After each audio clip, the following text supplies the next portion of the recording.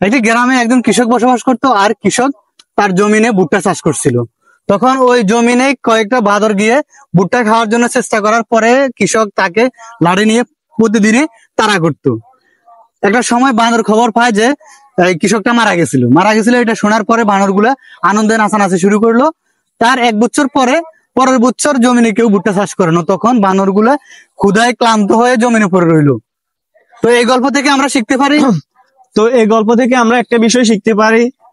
মনে করেন আপনার বাবা আপনাকে শাসন করতেছে, আপনার বাবার শাসন আপনার কাছে একটু তিতা মনে হচ্ছে, তারপরেও একটু মানিয়ে নেওয়ার চেষ্টা করবেন, কারণ একবার হারিয়ে গেলে সেটা আর কখনোই আপনি ফিরে পাবেন না, সেটা আপনি কখনোই খুঁজে পাবেন না।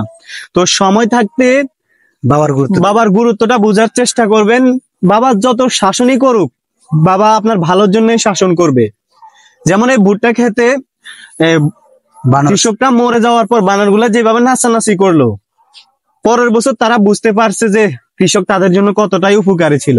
তো সবসময় এটা মনে রাখবেন, বাবা মারা কখনো আপনার খারাপ চাইবে না, সবসময় আপনার ভালোর জন্য আপনাকে শাসন করবে, আপনাকে আদর করবে, যত্ন করবে। তো এই ভিডিওটা থেকে আমরা এই বিষয়টাই বুঝতে পারি।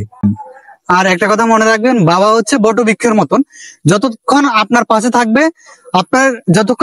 থাকবেন মনে করবেন আপনার পিছনে অনেক বড় কিছু আছে। আর যখন একবার আপনার সাথে থেকে হারিয়ে যাবে, তখন বুঝতে পারবেন যে আপনি পৃথিবীতে কি হারাইছেন, পৃথিবীতে আপনার গুরুত্বটা কি, তখন বুঝতে পারবেন।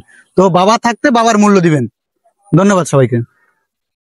ভিডিওটি ভালো লাগলে একটু শেয়ার করে দিবেন।